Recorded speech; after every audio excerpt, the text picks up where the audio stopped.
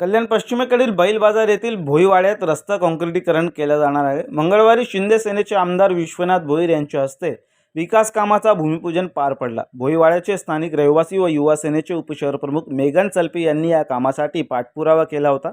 त्यांच्या पाठपुराव्याला यश आलं असून काँक्रिटीकरण पूर्ण झाल्यावर भोईवाडा परिसर चकचकीत होणार आहे।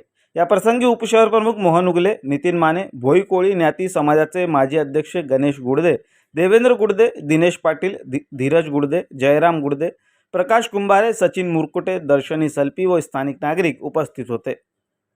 आजचं हे भूमिपूजन एक टप्प्याचं आहे आणि निवडणुकीमध्ये मी त्यांना शब्द दिला होता की ह्या वाड्यातील जी कामं असतील, कारण हे जुने रहिवासी आहेत, इथले फार जुने आहेत आणि मग इथे जर कुठल्या अडचणी असतील तर त्या अडचणी त्यांना निधी देऊन पूर्ण करणं किंवा त्या व्यवस्थित मार्गी लागणं हे माझं कर्तव्य आहे। त्यामुळे हा तर निधी दिला आहे, प्लस अजून त्यांच्या या भोईवाड्यातील काही कामं असतील तर ती कामं पूर्ण केली जातील आणि एक स्वच्छ, सुंदर, चांगलं बघा, आपण आता काँक्रिटीकरण करणार, सर्व व्यवस्थित करणार, सगळं काही ठीक करणार, ते व्यवस्थित ठेवण्याचं काम पण इथल्या स्थानिक लोकांचं आहे की बाबा रस्ता आपला घराचा समोरचा आपला पण साफ करावा।